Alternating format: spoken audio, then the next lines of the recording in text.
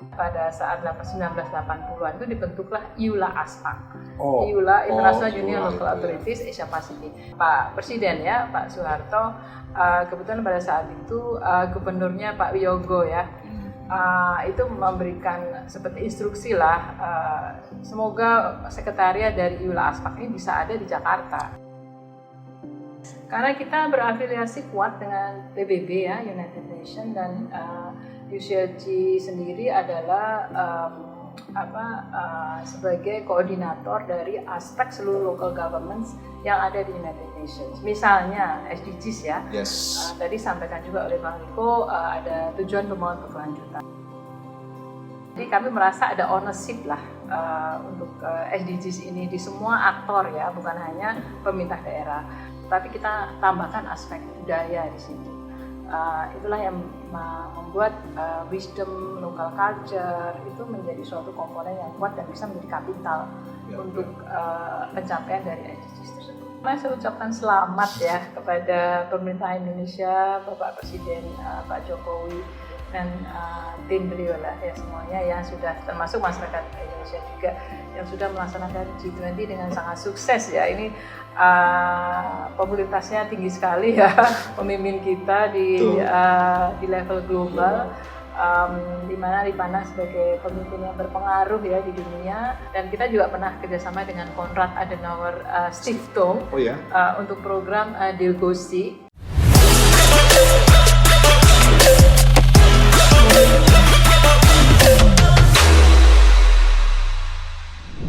Mitra Kemendagri, sebagai negara kesatuan, Indonesia terdiri atas daerah provinsi dan daerah provinsi terdiri atas daerah kabupaten kota yang mempunyai pemerintahan sendiri. Hal ini sudah diatur di dalam konstitusi dan peraturan undang-undangan di dalam pemerintah Republik Indonesia.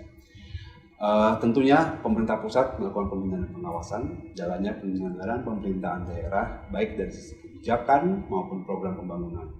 Dan seiring derasnya arus globalisasi membuat daerah melakukan hubungan luar negeri, bukan hanya dengan pemerintah daerah yang ada di luar negeri, tapi juga dengan organisasi pemerintah dan maupun juga organisasi pemerintah dan lembaga-lembaga yang ada di luar negeri.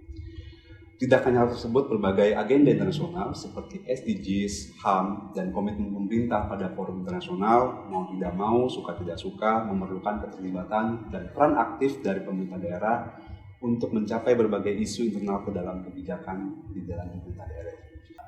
Selamat pagi, Bu Berna. Selamat pagi, Bang Riko. Selalu sehat, Bu? Sehat.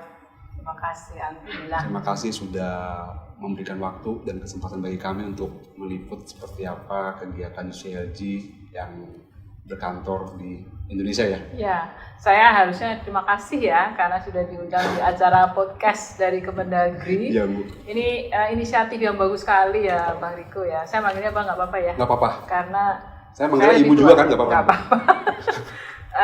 Karena ini inisiatif yang bagus dari Kemendagri, jadi saya mengucapkan selamat kepada Kemendagri sudah mengeluarkan podcast ini kan. Ini zaman globalisasi dan sosial media. Memang salah satu tujuan kita membuat podcast ini supaya kita bisa mendistribusikan, Bu, seperti apa sih hasil kerjasama yang ada di Kemendagri. Nah, kebetulan kan Kemendagri bekerjasama dengan UCLG kan, dan kita sudah mempunyai MOU yang existing. Nah, tapi nggak semua tahu UCLG seperti apa, Bu. Bisa Ibu sampaikan, Bu, apa sih UCLG, Bu? Ya, jadi tadi Bang Riko juga sampaikan ya, kita di era globalisasi, tapi sebetulnya kerjasama antar pemerintah daerah itu sudah mulai ratusan tahun yang lalu, 100 tahun lah ini ya, dimulainya 1913.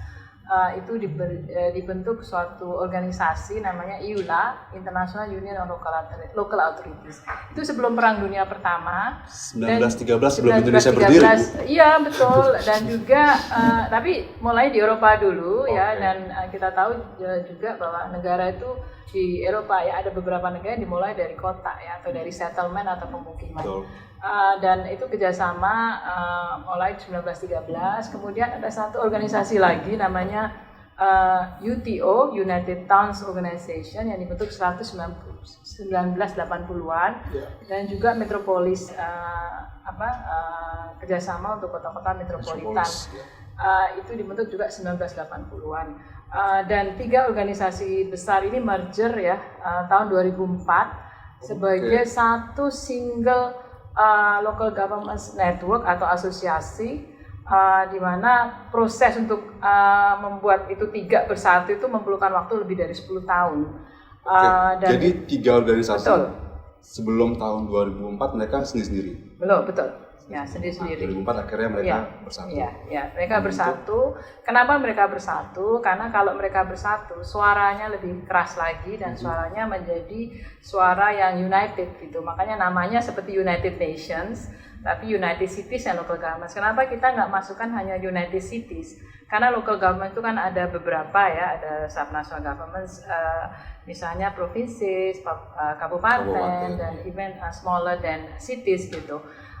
Makanya namanya adalah United Cities and Local Governments. Karena semua itu penting. Tahun 2004 itu, ya, pemerintah kota di Indonesia juga sudah ada nggak? Sudah ada. Apa tuh, Bu? Karena sebetulnya ada pada saat 1980-an itu dibentuklah IULA-ASPAC. IULA, International Union Local Authorities Asia Pasifik. Dan saya dengar waktu itu event Pak Presiden ya, Pak Soeharto, kebetulan pada saat itu gubernurnya Pak Wiyogo ya, itu memberikan seperti instruksi lah, semoga sekretariat dari IULA ASPAC ini bisa ada di Jakarta. Jadi mereka event charter, saya dengar ya, karena saya belum join ini, saya dengar mereka event charter pesawat untuk ke Sydney untuk negosiasi lobby kepada pemerintah daerah yang hadir di Sydney pada saat itu untuk membuat sekretariatnya ada di Indonesia, di Jakarta. Jadi IULA ASPAC ini sudah mulai ada di 1980. Jadi pemerintah kota di Indonesia itu sebelum tahun 2004 masuknya ke dalam IULA bukan ASPAC, ke betul. Metropolis. Ada yang Metropolis. Ada juga. Ada yang Metropolis. Jadi merger jadi satu, akhirnya dibentuk.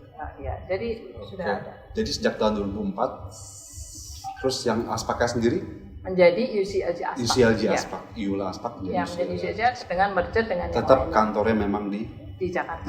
Jadi tidak ada lagi IULA ASPAC, tidak ada lagi UTO, sudah merger ya jadi satu. Metropolis masih ada tapi sudah bergabung di dalam kantor pusatnya di mana sih, Bu? Sebetulnya kantor pusatnya kantor pusatnya di UCLG World itu pusatnya di Barcelona, di Spanyol. Yang suka bola pasti suka ini ya. Ada stadion besar di Barcelona di sana. Kantornya di sana, tetapi kami decentralized.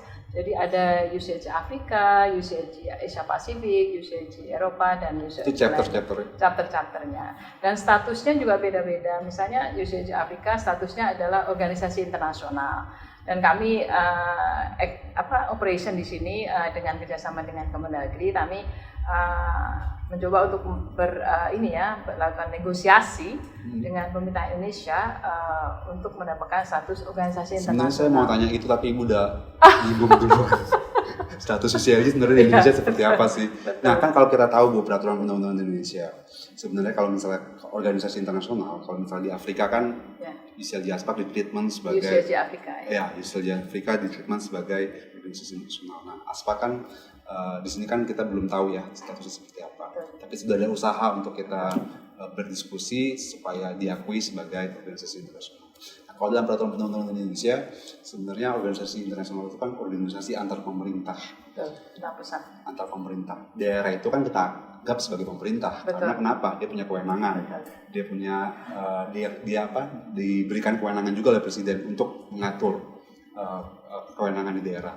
Nah, menurut Ibu sendiri ya, saya minta tanggapan Ibu deh. Sebenarnya kalau di UCLG sendiri status keanggotanya itu memang pemerintah daerah saja memang atau ada yang lain di luar pemerintah daerah? Kita memang keanggotaannya adalah pemerintah daerah ya sebagai mainnya, tapi kami juga punya anggota asosiasi dari pemerintah daerah. Makanya di UCLG sendiri secara global kita itu connect ya atau ada network lebih dari 240.000 Pemda dan Pemkot di 140 negara. Itu bayang aja ya berapa besarnya network yang kita punya ya, karena kita bisa akses seluruh Pemda di lebih dari 140 negara. event untuk di Asia Pasifik, kita juga ada member dari North Korea, ada member juga, padahal South Korea kan belum berteman ya, karena ada ada pengalaman yang sebelumnya. Tapi kita bisa connect pemerintah daerah di semua negara ya, tadi di 2 negara juga di North Korea dan South Korea. Jadi diplomasi, kita istilahnya lokal diplomasi atau city diplomasi itu sangat powerful sekali. Berarti memang anggotanya pure pemerintah daerah, tapi tidak menutup juga asosiasi dari pemerintah daerah. Yang sama-sama anggotanya juga pemerintah daerah sebenarnya. Ya. Nah, sebenarnya usaha apa nih yang sudah teman-teman UCLG lakukan untuk bisa memposisikan status dari UCLG yang menjadi organisasi internasional? Yes, karena kita berafiliasi kuat dengan PBB ya, United Nations, dan UCLG sendiri adalah sebagai koordinator dari aspek seluruh local governments yang ada di United Nations. Misalnya SDGs ya, tadi sampaikan juga oleh Bang Riko, ada tujuan pembangunan berkelanjutan. Ini beda sekali dengan MDGs dalam arti proses pembentukan dari SDGs sendiri. Di SDG sendiri itu dibentuk melalui proses partisipasi. Pada saat proses partisipasi itu UCLG terlibat memasukkan beberapa target atau indikator. Jadi diskusinya itu sangat partisipasi sekali. Jadi kami merasa ada ownership lah untuk SDGs ini di semua aktor ya, bukan hanya pemerintah daerah. Makanya kita bisa memasukkan goal 11 dengan tentu saja kerjasama dengan partner yang lain ya, dengan United Nations dan lainnya, dan juga kita masukkan aspek culture, kebudayaan di aspek sustainable development, karena kalau kita lihat dari aspek sustainable development kan hanya 3 pilar sebetulnya ya, environment, economic, sama social pillars, tetapi kita tambahkan aspek budaya di situ. Itulah yang membuat wisdom, local culture itu menjadi suatu komponen yang kuat dan bisa menjadi kapital untuk pencapaian dari SDGs tersebut. Kira-kira Bu, kalau kita sekarang ngomong ke masalah SDGs, ini kan salah satu program kerjasama dengan Kemendagri kan melokalkan SDGs ke dalam pembangunan daerah gitu ya. Nah, sejak tahun 2015 SDGs menggantikan tujuan pembangunan milenium ya kan, SDGs. Seperti apa sekarang sih Bu keadaan Pemda di Indonesia dalam melakukan SDGs? Sudah kira-kira apakah sudah memuaskan atau belum dari teman-teman UCLG lakukan pendampingan dengan Pemda-Pemda? Ya, jadi sejak 2018 kita mulai program melokalkan SDGs ya, bukan lokalisasi ya, karena beda konteks ya. Ya, jadi saya ingat yang lain jadi Bu. Jadi melokalkan SDGs ini dibantu oleh Uni Eropa, dan kita targetkan pemerintah daerah yang mempunyai kepala daerah baru terpilih 2018. Jadi ada sekitar 30 ya, 30 kepala daerah terpilih. Kenapa kita pilih pemerintah daerah atau kota-kota atau kabupaten atau provinsi yang punya kepala daerah yang baru, karena menunjukkan komitmen ya dari kepala daerah yang baru itu dengan melokalkan SDGs. Objektifnya yang utama adalah memainstream 17 goal itu di rencana pembangunan jangka menengah mereka, sehingga mereka bisa melaksanakannya. Dan itu kita lakukan melalui program misalnya pengembangan kapasitas, kemudian membantu mereka juga mengidentifikasi best practices atau praktek-praktek bagus gitu ya. Dan juga kita membuat kolaborasi dengan pemerintah daerah yang lain ya, dalam negeri sendiri atau dengan luar negeri. Tadi ada pertanyaan mengenai apakah progres SDGs itu bagus ya. Ada pemerintah daerah ya, beberapa pemerintah daerah punya progres yang bagus ya. Tetapi kita mengalami hal COVID ya, pandemi yang kita nggak pernah ngira ya itu ada terjadi gitu. Ada setback.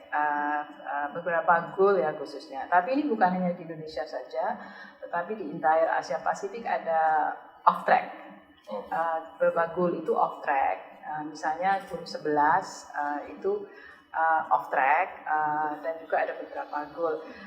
Jadi memang COVID ini membuat kendala ya, membuat barrier juga untuk pemerintah daerah melakukan SDG sendiri ya, karena ada program-program yang menjadi prioritas mereka.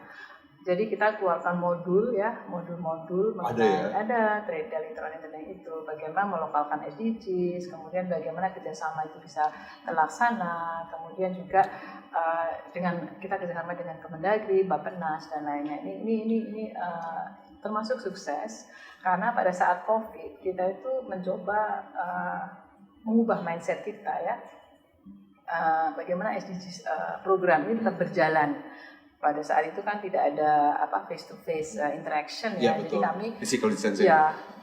Physical distancing. Kita melakukan program itu melalui Zoom, webinar, kemudian squad challenges, especially di Indonesia, di mana internet connection masih beda sekali ya antara West dan East ya, part of Indonesia.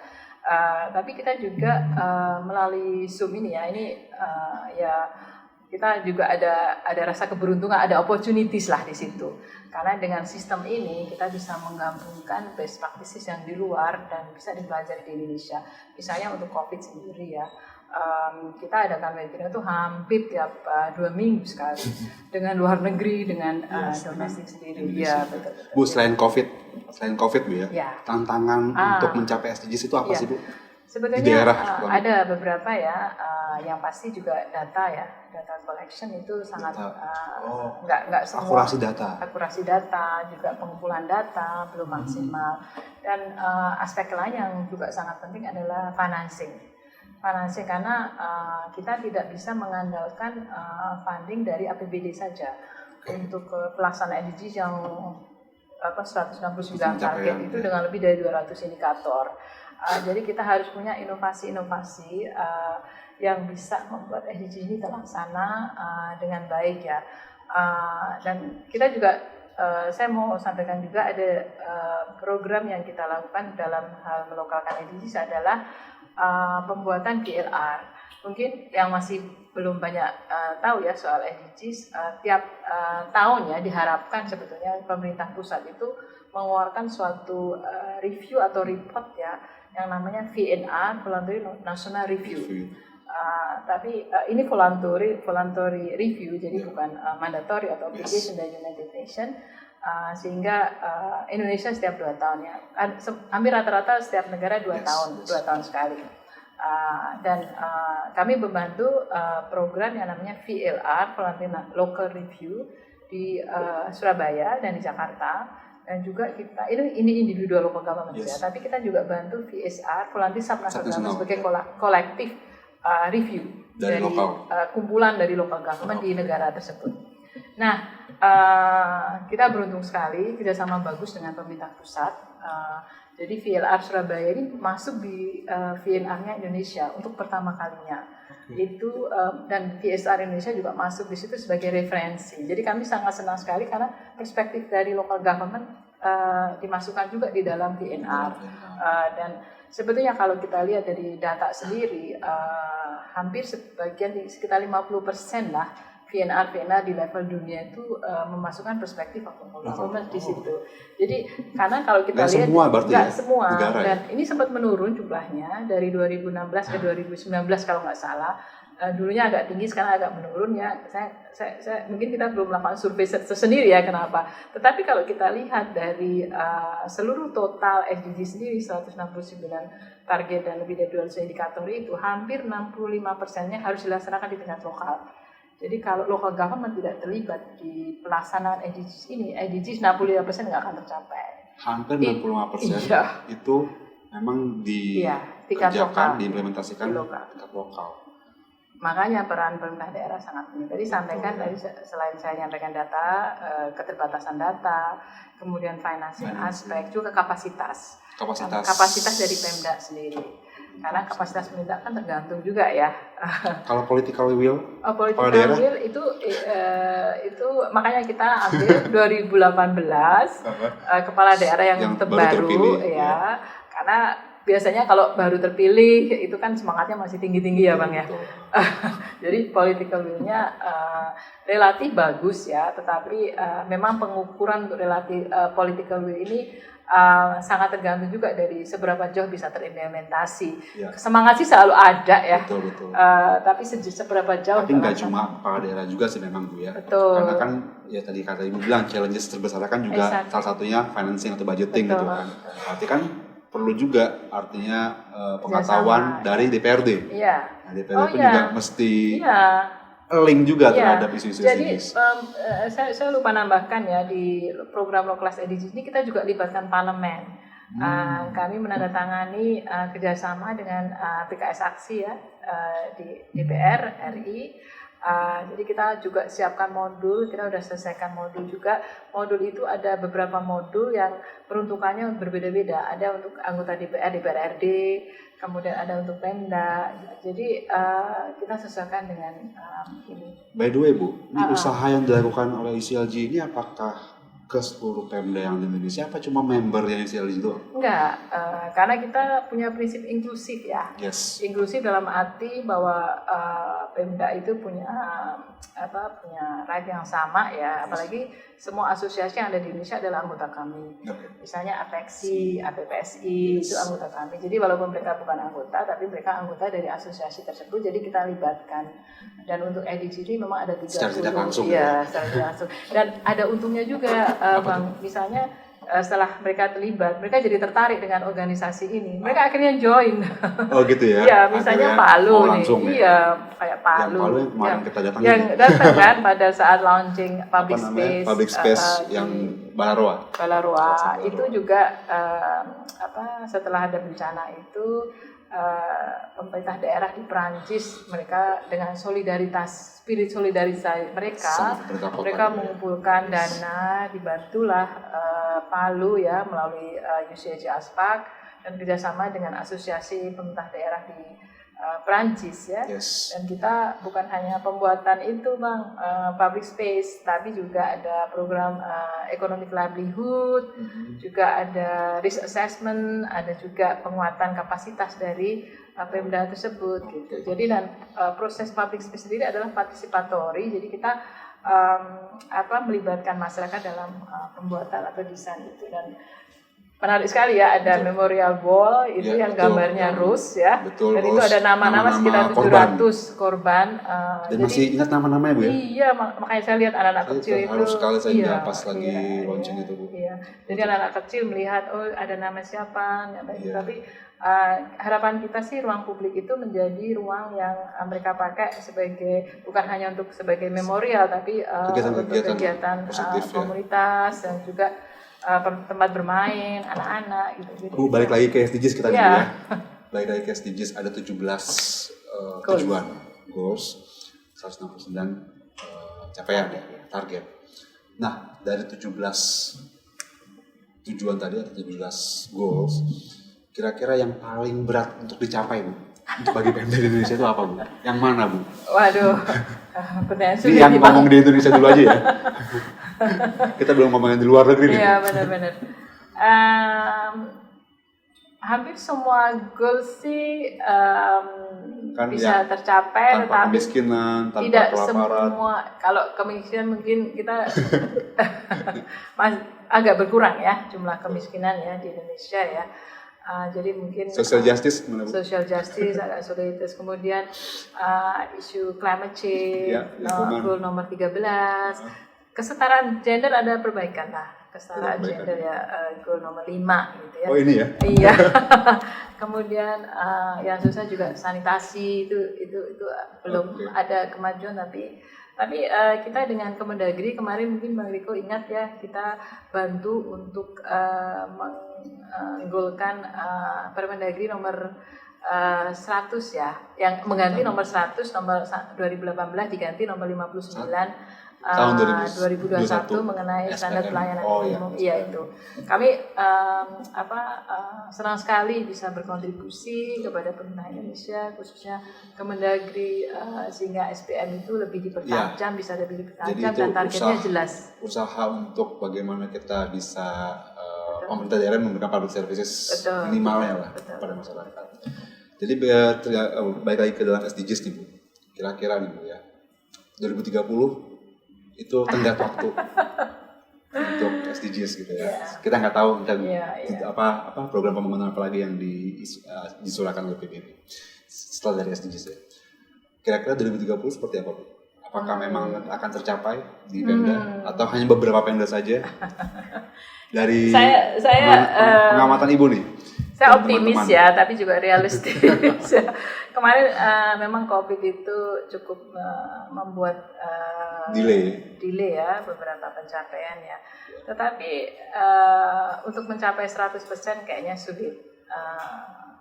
Mungkin pencapaian, tetapi tergantung berapa persentase ya dari tiap-tiap goal itu ada. Makanya ada yang off track, ada yang on track, ada yang off track. Tapi yang off track itu bagaimana off track itu menjadi bisa diakselerasi karena kita punya hanya waktu kurang dari 8 tahun ya. Sekarang udah hampir kita udah deketin 2023 gitu. Tetapi saya melihat saya termasuk appreciate sekali ya Pemda-Pemda di Indonesia itu kompetisinya tinggi sekali gitu loh, dalam arti hal yang positif ya. Artinya mereka berlomba-lomba untuk melakukan sesuatu yang terbaik ya. Kalau kita bandingkan beberapa dekade yang lalu, ada perubahan sih seperti tingkah laku dari kepala daerah. Sekarang itu Pemda itu melayani ya prinsipnya ya, beda dengan dulu zaman kolonial mungkin ya, atau beberapa dekade yang dulu gitu. Jadi spirit itu ada sekarang di hampir sebagian kepala daerah di Indonesia dan mereka melakukan inovasi. Makanya walaupun ada COVID tetapi mereka juga berkreasi. Saya senang kadang-kadang lihat program-program Pemda di Indonesia itu yang kadang-kadang namanya itu lucu-lucu gitu loh. Si cantik, maksudnya nggak mengambil bola misalnya, tapi menjemput bola. Jadi artinya program-program yang dikasih nama lokal.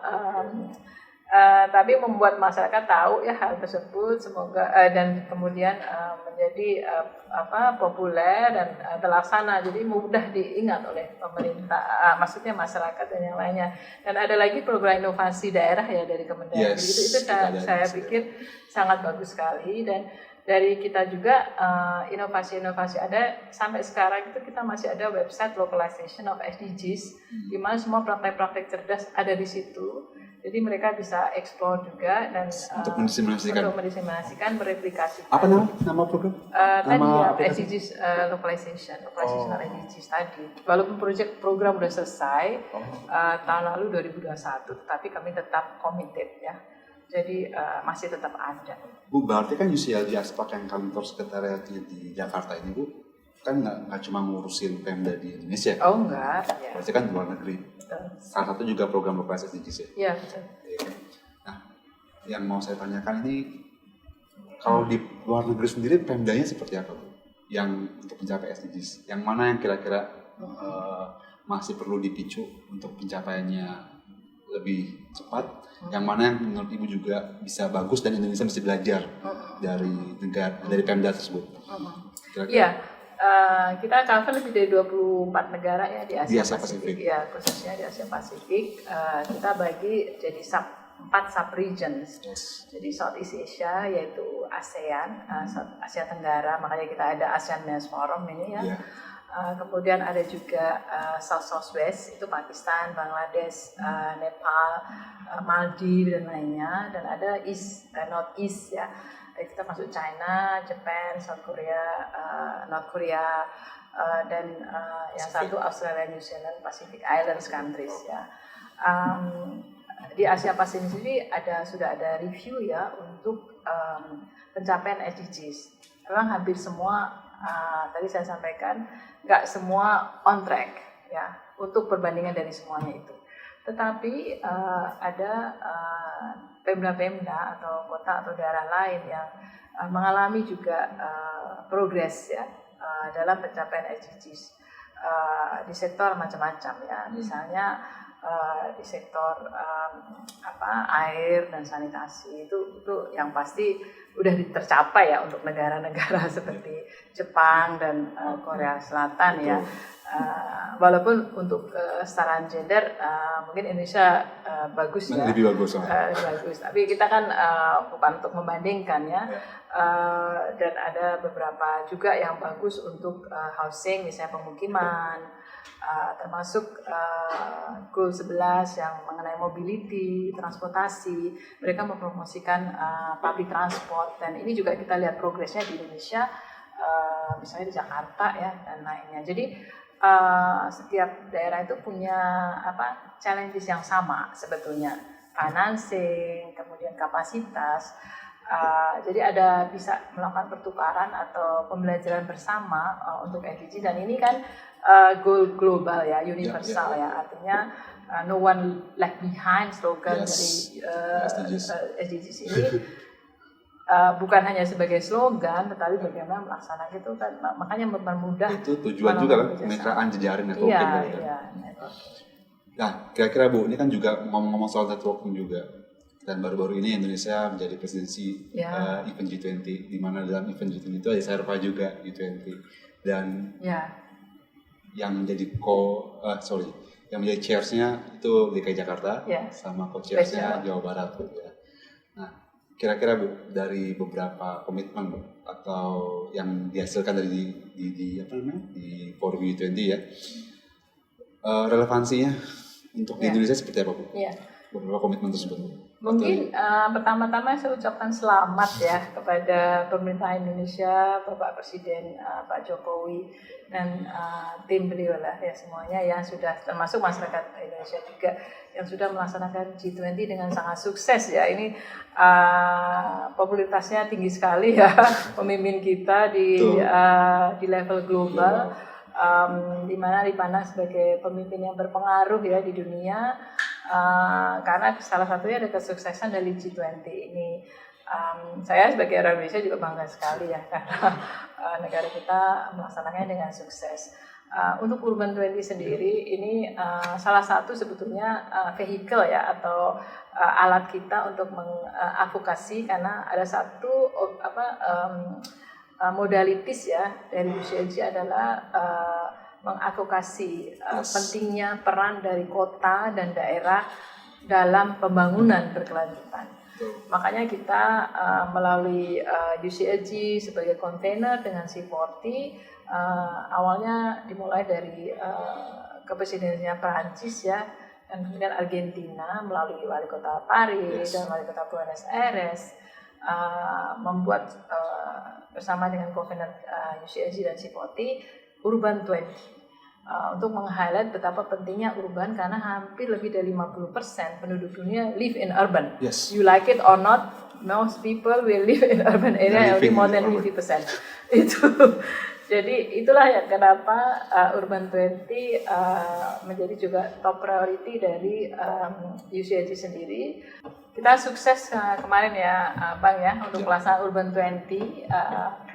Tadi saya sudah sampaikan histori dari Urban 20 sendiri, dan tentu saja terima kasih kepada pemerintah Indonesia, DKI Jakarta, dan West Jawa khususnya Jawa Barat ya, sebagai chair dan co-chair ya. Dan tentu saja Kemendagri atas kerjasamanya, dan kita sukses karena mengeluarkan Urban 20 Communique yang di dalamnya sendiri itu beberapa bagian masuk di G20 komunikasi atau deklarasi ya, itu kami bersyukur sekali karena suara dari pemerintah daerah, khususnya pemerintah kota, terdengar sekali, karena isu urbanisasi ini sudah sangat sudah sangat besar sekali isunya. Dan di Urban Communique ada beberapa aspek, misalnya mengenai recovery, kemudian energy transition, kemudian digital transformation, dan juga ada mengenai mental health, dan juga gender tentunya ya. Dan kita juga di dalam komunikasi itu melihat bahwa kita perlu juga mendesain kota yang benar-benar environmentally friendly. Betul. Jadi tidak hanya fokus kepada economic growth saja, tapi kita juga harus tekankan aspek dari equality dan equity. karena kesenjangan itu sudah terlihat ya di urban areas khususnya. Segala aspek ya kesenjangan itu, baik kesenjangan sosial maupun kesenjangan di isu digital ya, antara senior citizen dan yang citizen, bagaimana mengakses untuk internet juga berbeda-beda kemampuannya. Jadi dan tentu saja di situ juga ada konsep namanya 15 minute cities, di mana semua aspek dari yang dibutuhkan oleh masyarakat di situ bisa tercapai hanya dalam diameter 15 menit. Ya, jadi ini artinya mengapa ada konsep 15 menit cities, di mana kita bisa mobilitasi kita hanya sekitar daerah wilayah itu, sehingga kita bisa mengurangi juga polusi dan kita bisa juga memperbaiki public transport kita atau mobility issue tadi. Dan tentu saja ada greeneries aspects. Kalau kita lihat daerah-daerah sekarang green space-nya juga meningkat. Jadi fokus ke economic growth is okay, is good, but kita tidak boleh lupa aspek dari yang lainnya, karena jangan sampai ekonomi growth itu tercapai tetapi ada kerusakan lingkungan, karena ongkos untuk memperbaiki lingkungan itu lebih mahal lagi. Dan tentu saja aspek yang juga sangat penting di tempat kita adalah isu disaster risk reduction. Ini juga masuk juga di SPM ya, dari pemerintah Indonesia. Jadi apalagi di Asia Pasifik, isu bencana dan kemarin yang terjadi dengan Cianjur ya, dengan gempa bumi itu juga kejadian yang frekuensinya semakin tinggi, karena ya itulah perubahan bumi, kemudian apa yang kita alami, ada kerusakan lingkungan dan lainnya mempercepat perubahan iklim, sehingga bencana itu semakin frekuensi akan lebih banyak lagi. Kalau kita lihat data itu setiap 4 menit ya ada bencana di seluruh Asia Pasifik. Jadi, iya Bu ya? Iya, itu yang kita tekan. Jadi bagaimana risiko-risiko bencana itu? Tapi memang rentan sih ya. Kalau di Asia Pasifik kayak dari Jepang turun ke Sumatera. Misalnya Jawa, di Filipina itu monsun ya, hampir tiap tahun ya. Banyak sekali ada dari anggota kita, kota Iriga yang nggak pernah mengalami Christmas di sana karena pasti ada monsun, ada banjir gitu. Jadi setiap Desember. Tapi Bu, ngomong-ngomong Bu, kita balik lagi ke U20 nih Bu ya. Kan yang di Urban 20 Communique itu kan sudah diusulkan kepada pemerintah di Indonesia, nggak cuma pemerintah Indonesia doang, tapi kepada semua pemerintah pusat lah, pemerintah nasional di G20. Nah kira-kira kan sudah masuk nih ke dalam agenda di dalam G20 ya. Nah bentuk dukungan apa nih Bu ya dari pemerintah pusat untuk bisa mentransformasikan beberapa usulan tersebut ke dalam agenda pembangunan daerah? Seperti apa sih bentuk dukungannya? Apakah memang selain komitmen dari pemerintah pusat atau pemerintah nasional di G20, bentuk dukungannya apalagi nih yang kita bisa melokalkan komitmen ke dalam isu-isu perkotaan? Ya, Urban Communique itu Communique salah satu capaian ya. Di mana suara dari pemerintah daerah bisa masuk di agendanya G20, 20 negara besar secara ekonomi ya. Dan kalau mengenai support seperti apa yang dibutuhkan, kesuksesan dari suatu daerah atau kota itu tergantung dari juga pusat, kebijakan apa yang diambil, aturan-aturan yang mempermudah kebijakan dan juga hal-hal yang lainnya. Jadi misalnya dari segi finance ya, apakah untuk akses finance untuk pemerintah daerah itu dipermudah, kemudian untuk energy transition, kebijakan seperti apa yang sebetulnya bisa dipakai oleh pemerintah daerah untuk membantu mengakselerasi energy transition itu. Kita juga ada program sebetulnya namanya Integrated Resource Recovery Center.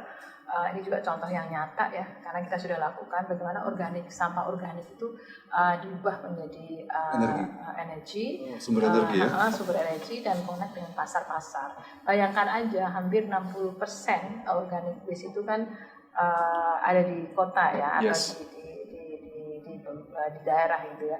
Kalau 60% sampah itu diubah semua jadi energi atau fertilizer atau kompos itu pengurangan biaya untuk transportasi ke TPA itu bisa berkurang sangat drastis gitu.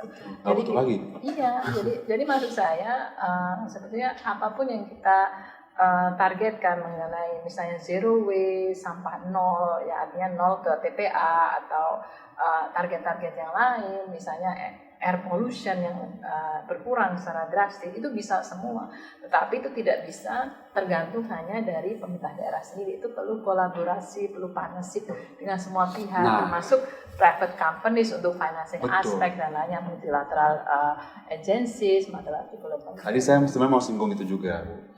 Tentunya yang namanya pembangunan di daerah, kalau tadi saya tanya bentuk dukungannya seperti apa nih pemerintah pusat, artinya kan nggak, untuk pembangunan daerah kan bukan cuma hanya pemerintah pusat saja nih yang memberikan perhatian, dan juga nggak mungkin juga pemerintah daerah itu sendiri untuk melakukan dananya mereka sendiri gitu ya, tentu perlu kolaborasi dengan private sector, dengan perguruan tinggi, dengan LSM, komunitas, masyarakat. Seberapa penting sih Bu? Itu penting sekali. Kerja sama daerah untuk itu penting sekali. Pembangunan di daerah. Ya, penting sekali karena kita tidak bisa hanya mengandalkan pemerintah daerah untuk pencapaian semua target-target baik target di Paris Agreement atau di Sendai Framework for Action untuk pengurangan disaster misalnya, risiko disaster ya, risiko bencana. Jadi kolaborasi yang istilahnya itu sekarang lagi banyak atau pentahelik ya, collaboration. Jadi semua aktor terlibat. Seberapa seriusnya kita melibatkan partners di situ, itu yang perlu kita lebih tingkatkan ya. Apakah ada platform seperti itu? Misalnya di program kami ada yang namanya Climate Inclusive ya, Climate Resilient Inclusive Cities. Ini juga disupport oleh EU, Uni Eropa, khusus untuk meningkatkan climate resiliency itu di 10 pilot cities ya. Itu ada pembentukan task force untuk isu climate, di mana anggota dari task force itu adalah bukan hanya Pemda, tapi perguruan tinggi, komunitas, dan representatif dari komunitas sendiri atau LSM. Jadi memang kita harus bahu-membahu ya, karena kemajuan suatu kota tidak hanya ditentukan oleh decision makers pada saat itu, tetapi benar-benar perlu keterlibatan dari pihak-pihak lainnya, khususnya masyarakat ya. Karena kalau bayangin aja kalau di Jakarta dengan 10 juta penduduk ya, kita semua terlibat di misalnya Save Energy program atau pengurangan emisi gas rumah kaca, saya pikir itu kita bisa lebih mencapai. Kalau kerjasama daerah dengan luar negeri nih, kalau lazim kita sebut sister city, kan kalau nggak salah teman-teman CLG juga bantu untuk dibaca mencari mitra atau bahasa yang paling lazim kita dengar menjodohkan dengan Pemda di luar negeri. Bukan menjodohkan manusia ya. Menjodohkan Pemda. Ya betul. Tapi itu upahnya besar di surga loh Bu. Betul. Terima kasih. Nah maksudku seberapa bagus sih menurut CLG untuk menjejaringkan, menghubungkan antara teman-teman Pemda di Indonesia gitu ya dengan Pemda di luar negeri. Oh itu besar sekali ya, karena kalau kita lihat dari data sendiri ya, hampir 70-80% semua Pemda itu punya kerjasama luar negeri. Di Indonesia apa di luar negeri? Bukan hanya global. Indonesia saja, global, skala global. Ya karena era globalisasi kita nggak ada lagi border ya, komunikasi mudah sekarang. Mau WhatsApp dimanapun juga bisa, sosial media juga emerging banget ya. Ini sampai konten kita juga ditonton sama bagus. Global juga kan? Iya, iyalah. YouTube. Nanti kita masukkan di UCLG punya platform ya. Dan kita ada, kita sekarang lagi kita ada connectivity juga ya. Di mana kita punya, sebetulnya kita ini juga masih belum final ya, tetapi kita punya database sebetulnya kebutuhan daerah itu seperti apa, jodohnya yang cocok itu seperti apa, potensi daerah, strength, kekuatan dari daerah tersebut, kemudian hal-hal apa yang ingin dikerjasamakan. Kita sudah sukses lumayan ya, kita sudah menjodohkan beberapa Pemda ya dari Indonesia seperti Jambi dengan Guangzhou untuk telemedicine selama COVID itu. Iya, kita udah, dan Pak dari Kemendagri juga hadir pada saat penandatanganan, dan juga ada beberapa, ini juga kita bantu Palembang ya untuk akses funding ya. Paling banyak itu kalau kerjasama Pemda dengan Pemda di luar negeri kayak sister city itu di bidang sektor apa sih? Itu Biasanya sektor-sektor yang mereka alami bersama ya, misalnya lingkungan hidup, pendidikan, kemudian ada tadi health isu karena isunya sudah karena COVID ya, COVID. Dan budaya, budaya. Ini sebenarnya ada request ya dari kota kita di pariwisata juga kayaknya. Pariwisata, itu paling populer. Iya, apalagi selama COVID kan memang tourism drop sekali ya. Jadi dari SDG program ini kita keluarkan juga untuk pengetahuan mengenai bagaimana meningkatkan tourism di era. Itulah berarti kolaborasi, kita balik lagi kolaborasi, berarti kolaborasi itu ya memang selain dimaksimalkan di dalam negeri juga, tapi luar negeri pun juga perlu dioptimalkan juga. Jejaring networking karena isu perkotaan similar dengan semua. Dan satu lagi kota. Maaf ya saya potong. Satu lagi kita lihat di daerah luar ya, di kota di luar itu mereka sudah statusnya ada yang bagus ya. Dan itu meningkatkan motivasi juga, jadi meningkatkan motivasi sehingga Pemda-Pemda sini juga bisa belajar dan jangan sampai mengulangi kesalahan yang sama. Kalau istilahnya itu kita jump, leapfrog ya, jump and jump. Jadi kalau misalnya kota tersebut perlu waktu 20 tahun untuk berkembang dengan mencapai kemajuan tertentu, kita mungkin ya bisa cuma sampai 5 tahun karena kita sudah belajar dari hal yang lain. Itu yang sebetulnya di kami ya manfaat yang paling besar yang disampaikan oleh anggota. Bu, kita mau tahu agenda CLG ke depan lagi nih. Kira-kira dalam waktu dekat ini agenda apa nih yang akan dilakukan CLG? Kalau yang paling dekat ya, paling dekat tuh hari Jumat ini. Jumat itu ada ASEAN Mayors Forum. Kalau Jumat belum tayang, Bu. Oh, belum tayang. Mungkin kalau nggak Sabtu Minggu nanti. Tapi nggak apa-apa juga sih. Nggak apa-apa. Dalam waktu dekat kita adakan ASEAN Mayors Forum 2022. Kamboja masih menjadi chair untuk 2022. Kamboja. ASEAN Mayors Forum di Kamboja ya. Di Kamboja di Phnom Penh. Dan ASEAN Mayors Forum itu sebetulnya yang menginisiasi adalah pemerintah Indonesia tahun 2011. Oh, udah lama tuh, Bu? Iya, udah lama. Pada saat Indonesia menjadi chair, kemudian kami membantu pelaksanaan dari IMF. Itu ngapain aja, Bu? Ya mendiskusi antara Pemda, Pemkot di level di ASEAN Member States, dan kita juga pernah kerjasama dengan Konrad Adenauer Stiftung untuk program Dilgosi. Yang di Indonesia apa yang di ASEAN? Di ASEAN. ASEAN. Level ASEAN, democratic local governments ya di ASEAN Member State. Tahun berapa? Sampai saya lupa, tapi selesai pada saat saya datang ya. Jadi salah satu hasilnya adalah pembuatan asosiasi Pemda di Kamboja. Jadi mereka ada pertukaran antara Pemda-Pemda di semua isu pariwisata, isu governance, isu itu, dan itu continue. Dan ASEAN Mayors Forum kami mendapat support dari pemerintah pusat ya. Di ASEAN sehingga mendapatkan akreditasi sebagai satu-satunya platform of local government di ASEAN. Jadi kami bisa pakai ASEAN Anthem, ASEAN Flags, makanya kita pasang ASEAN. Nah, agenda tahun depan Indonesia menjadi chair mulai Januari 2023. Jadi ini agenda cukup penting menurut saya ya, karena dan Indonesia sudah mengeluarkan dari Indonesia yang akan datang siapa aja nanti, Bu? Jawa Timur, Pak Wakil ya, Pak Wagub, kemudian dari Bogor, Pak Bima, kemudian banyak beberapa dari Banjarmasin dan Jambi, wali kota. Kalau misalnya datang semua dari Indonesia penuh dong, Bu? Iya, tapi Pak Prime Minister diharapkan datang. Ini udah ada di schedule. Beliau akan hadir. Nah, itu agenda yang penting buat kami juga untuk tahun depan sebagai chair, karena Indonesia sudah keluarkan tema ya, ASEAN Matters, epicentrum of growth. Tapi saya kemarin tekankan bahwa jangan hanya fokus ke ekonomi growth, tapi tadi environment aspek, digital transformasi, equality. Dan satu lagi kita ada kongres tahun depan di Iwu, Cina, bulan November. Sama yang kayak tahun ini yang di Korea. Tahun ini di Korea itu UCG World yang 4.000 hadir di Daejeon.